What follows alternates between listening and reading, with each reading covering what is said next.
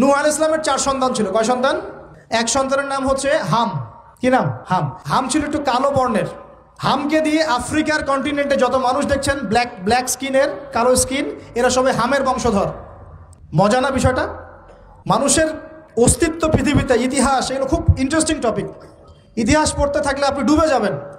কত কি যে বিশ্বে হয়েছে আর কত কিছু হবে সামনে, সুবহানাল্লাহ। তখন আপনার অস্তিত্ব জানান দিবে যে আমি কত ক্ষুদ্র, মহাবিশ্ব কত বড়, আল্লাহ কত বড়, কত সময় চলে গেছে আর আমি এই সময় কি করছি।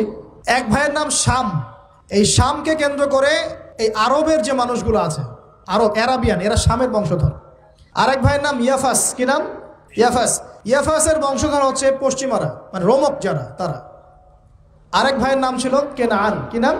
কেনান। এ ইমান নিয়ে আসে নাই, ওই যে প্লাবনে ডুবে মরে গেছে। মরে যাওয়ার পরে আদম আলাইহিস সালাম বলেছিল, আল্লাহ আমার পরিবারের অন্তর্ভুক্তকে মাফ করে দাও। আল্লাহ বলেছেন, লাইসা মিন আহলিক, সে তোমার পরিবারের কেউ না। নবীর সন্তান হয়েও, নবীর সন্তান হওয়ার পরেও ইমান না আনার কারণে সে জাহান্নামে গেছে। আর আমরা আর কি এমন মানুষ, অমুক আলেমের সন্তান, অমুক বক্তার সন্তান, হ্যাঁ, অমুক পীরের নওয়াবজাদা, অমুক তমুক, এইসব বড়াই করে লাভ নাই। আমল, আকীদা, ঈমান যদি ঠিক না থাকে, আমাদের বংশ পরিচয় আমাদেরকে বাঁচাতে পারবে, আমাদের দেশ, জাতীয়তাবাদ, বর্ণ বাঁচাতে পারবে না। যার যার কবরে তাকে তাকে যেতে হবে।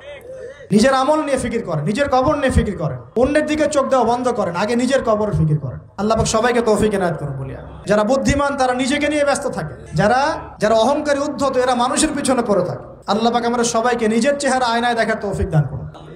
নূহ আলাইহিস সালামের যুগ চলে গেল, 950 বছর দাওয়াত দেওয়ার পরে এই পরিণতি হয়েছে। এরপরে আসছে ইব্রাহিম আলাইহিস সালামের সময়। আল্লাহ পাক তাকে উদ্ধার করেছেন, অগ্নি পরীক্ষা থেকে বাঁচিয়েছেন, নমরুদকে আল্লাহ পাক ধ্বংস করেছেন। আল্লাহ পাক এরপরে এনেছেন আদ জাতির হুদ আলাইহিস সালাম এবং তার অনুসারীদেরকে আল্লাহ পাক বাঁচিয়েছেন, বাকিদেরকে ধ্বংস করে দিয়েছেন ঝড় দিয়ে, বায়ু প্রবাহ দিয়ে। সামুদ জাতি এসেছে, সামুদ জাতিকে আল্লাহ পাক ধ্বংস করেছেন বজ্রপাত দিয়ে, বিদ্যুৎ দিয়ে। আর সালেহ আলাইহিস সালাম এবং তার অনুসারীদেরকে বাঁচিয়ে দিয়েছেন। ফেরাউনের যুগ এসেছে, আল্লাহ পাক মুসা আলাইহিস সালাম এবং বনু ইসরাইলকে বাঁচিয়েছেন, ফেরাউনকে ডুবিয়ে মেরেছেন লোহিত সাগরে। ঈসা আলাইহিস সালামের যুগ আসছে, একই সুন্নাত। ঈসা আলাইহিস সালামকে আল্লাহ পাক শুধু রক্ষাই করেন নাই, নিজের কাছে উঠিয়ে নিয়েছেন, সুবহানাল্লাহ। তিনি আবারও আসবেন পৃথিবীতে ইনশাআল্লাহ। যতদিন না তিনি আসছেন এবং এই পৃথিবীতে 40 বছর রাজত্ব না করছেন, কিয়ামত হবে না ইনশাআল্লাহ। যতদিন পর্যন্ত ঈসা আলাইহিস সালাম আবার ব্যাক না করছেন এবং এই জেরুজালেম থেকে সারা বিশ্বে খিলাফা কায়েম না করছেন, 40 বছর শাসন না চালাচ্ছেন, কিয়ামত হবে না ইনশাআল্লাহ। এটা সামনে অপেক্ষা করছে। এবং নবী সাল্লাল্লাহু আলাইহি ওয়াসাল্লামের যুগে আবু জাহেল, আবু লাহাব, উতবা, সাইবাদেরকে আল্লাহ পাক ধ্বংস করেছেন।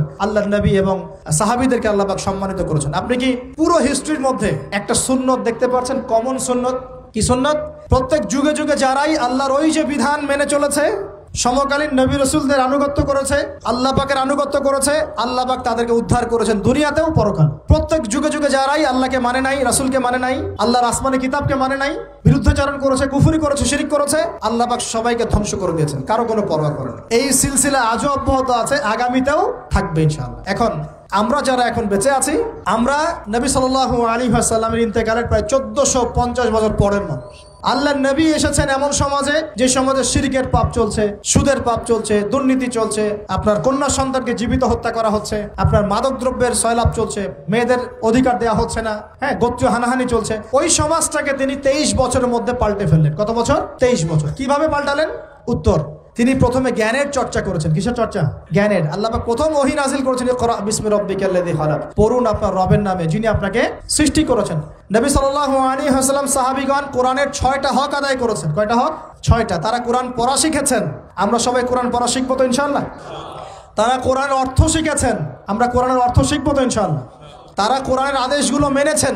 আমরা কোরআনের সব আদেশ মানবো তো ইনশাআল্লাহ? তারা কোরআনের সমস্ত নিষেধগুলো বর্জন করেছেন। আমরা নিষেধ বর্জন করবো তো ইনশাআল্লাহ? তারা কোরআনের দাওয়াত মানুষের কাছে পৌঁছে দিয়েছেন।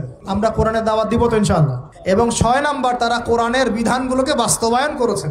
আমরাও বাস্তবায়নের চেষ্টা করবো তো ইনশাআল্লাহ? এই 6টা হক আদায়ের ফলে 23 বছরের ব্যবধানে জাহেলি মক্কা একদম সোনালী মক্কায় পরিণত হয়েছে। 23 বছর পরের মক্কায় আপনি কোনো সুদ পাবেন, কোনো শিরক পাবেন, কোনো মূর্তি পূজা পাবেন, কোনো মেয়ের অবমাননা পাবেন, কোনো জেনা, কোনো ব্যভিচার, কোনো ধর্ষণ, কিচ্ছু পাবেন?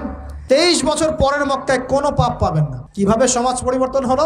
এই কোরআনের হক আদায়ের মধ্য দিয়ে হয়েছে, নবীর সুন্নাত প্রতিষ্ঠার মধ্য দিয়ে হয়েছে। এরপর কি থেমে গিয়েছিল? উত্তর, না। এরপর আবু বকর সিদ্দিকের যুগ এসেছে, প্রায় 2 থেকে 2.5 বছর তিনি শাসন কার্য চালিয়েছেন। ওই যুগে কি মানুষ আবার খারাপ হয়ে গিয়েছিল? উত্তর না, বরং ইসলাম আরো বেগবান হয়েছে আলহামদুলিল্লাহ। এরপর এসেছে উমর রাদিয়াল্লাহু আনহুর যুগ। কত বছর? প্রায় 10 বছর। কত বছর? 10 বছর। এই 10 বছরে কি মুসলিমরা আবার খারাপ হয়ে গিয়েছিল? উমর রাদিয়াল্লাহু আনহুর কোর্টের মধ্যে কি প্রতিদিন কেস আসতো? সারা বছরে একটা কেসও আসতো না। মানুষ এত ভালো ছিল, সারা বছরে একটা কেসও আসতো না। বরং যারা রাষ্ট্রীয় পর্যায়ে দায়িত্বশীল ছিল তারা এসে বলতো যে আমাদের ভাতাগুলো বন্ধ করে দেন, বসে বসে বেতন নিব কেন, কোনো তো কেসই আসে না, বসে থাকবো কেন। এরকম সমাজ ছিল। একজন ব্যক্তি খুঁজে পাওয়া যেত না যে নামাজ পড়ে না, একজন মুসলিম পাওয়া যেত না যে জাকাত দেয় না সামর্থ্য থাকলে, এমন মুসলিম খুঁজে পাওয়া যেত না যে কোরআন পড়তে জানে না, হাদিসের চর্চা করে না, যে দাওয়াতি কাজ করে না, যে আল্লাহর পথে দাওয়াত এবং জিহাদে আত্মনিয়োগ করে না, এমন মুসলিমই খুঁজে পাওয়া যেত। এরপরে আসলো উসমান রাদিয়াল্লাহু আনহুর যুগ। ওই যুগে ফিতনা শেষের দিকে সৃষ্টি হওয়া শুরু হলো। কোন বিষয়কে কেন্দ্র করে? কোরআন সংকলনকে কেন্দ্র করে ফিতনা সৃষ্টি হলো। আতাতায়ীদের, বিদ্রোহীদের হাতে উসমান রাদিয়াল্লাহু আনহুকে নির্মমভাবে শাহাদাত বরণ করতে হয়েছে। তিনি প্রায় 12 বছর শাসন কার্য চালিয়েছেন। ইসলাম আরো এগিয়ে গেছে। এরপর এসেছে আলী রাদিয়াল্লাহু আনহুর যুগ। আলী রাদিয়াল্লাহু আনহুর খেলাফতে ওই উসমান রাদিয়াল্লাহু আনহুর ঘটনাকে কেন্দ্র করে, হত্যাকাণ্ডকে কেন্দ্র করে মুয়াবিয়া রাদিয়াল্লাহু আনহু এবং আলী রাদিয়াল্লাহু আনহুর মাঝখানে একটা ব্যাটল, একটা যুদ্ধ হয়ে গেছে। এর নাম হলো সিফফিনের যুদ্ধ। কিসের যুদ্ধ? সিফফিন। যাই হোক, এক পর্যায়ে আলী রাদিয়াল্লাহু আনহুকে এরকম বিদ্রোহীদের হাতে, খারেজিদের হাতে শহীদ হতে হয়। বলেন ইন্না লিল্লাহি ওয়া ইন্না ইলাইহি রাজিউন। তারপরে হাসান রাদিয়াল্লাহু আনহু অল্প কয়েকদিন শাসন কার্য চালান। তারপর উম্মার ঐক্যের খাতিরে তিনি তার শাসন কার্যের ভারটাকে মুয়াবিয়া রাদিয়াল্লাহু আনহুর হাতে সুপর্দ করে দেন। যা ছেড়ে দিলেন। মুয়াবিয়া রাদিয়াল্লাহু আনহুর সময় থেকে উমাইয়াদের শাসন শুরু হয়। উমাইয়ারা শাসন করেছে প্রায় 132 হিজরি পর্যন্ত। কত হিজরি? 132 হিজরি পর্যন্ত, প্রায় 92 ইয়ার্স, 92 বছর তারা শাসন করেছে। এ সময় ইসলাম আরো এগিয়ে গেছে, পিছিয়ে যায় নাই। ফিতনা এসেছে, দমন করা হয়েছে। মুসলিমরা বীর দর্পে বিশ্বের বুকে শাসন কার্য চালিয়েছে। এরপর এসেছে আব্বাসীয়দের খেলাফত। জাব নদীর যুদ্ধে উমাইয়াদের পরাজয়ের পরে আব্বাসীয়রা ক্ষমতায় আসে। তারাও ইসলামকে এগিয়ে নেওয়ার চেষ্টা করছিল, ইসলাম এগিয়ে যাচ্ছিল, জ্ঞান বিজ্ঞানের প্রসার হচ্ছিল। আলহামদুলিল্লাহ, ইসলাম পিছিয়ে যায় নাই, মুসলিমরা পিছিয়ে যায় নাই। সারা বিশ্বে দাপটের সাথে আমরা চলেছি। তারপর আস্তে আস্তে ওই আব্বাসীয়দের পতন শুরু হলো। কাদের হাতে? এই তাতারিদের হাতে, মঙ্গোলিয়ানদের হাতে। মাত্র 40 দিনের ব্যবধানে পুরো বাগদাদের মধ্যে প্রায় 20 থেকে 25 লক্ষ মানুষকে হত্যা করা হয়েছে। বাইতুল হিকমা ধ্বংস করে দেওয়া হয়েছে, লাইব্রেরি ধ্বংস করে দেওয়া হয়েছে, বইপত্রকে নদীতে ফেলে দেওয়া হয়েছে। তারা ছিল উগ্র জাতি।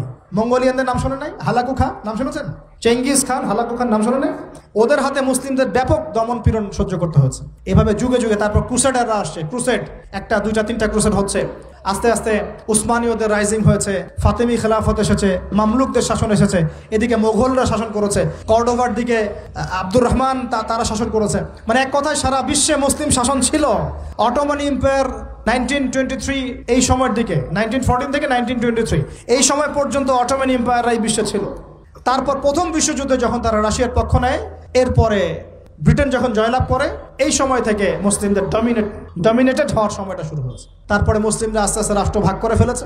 প্রত্যেক রাষ্ট্র টুকরা টুকরা হয়ে গেছে, ইউনিটি নষ্ট হয়ে গেছে, রাষ্ট্রের ভিতরে বিভিন্ন ফাসাদ তৈরি করে দেওয়া হয়েছে, মুসলিমদের ঐক্য ভেঙে গেছে, ইকোনমি দুর্বল হচ্ছে। সব মিলিয়ে আজকে মুসলিমদের আজকে এই অবস্থা হচ্ছে। আমাদের এখন যুবকরা চিনে না আল্লাহকে, নামাজ পড়তে মানুষ খুঁজে পাওয়া যাচ্ছে না, যাকাত দেওয়ার মানুষ পাওয়া যায় না।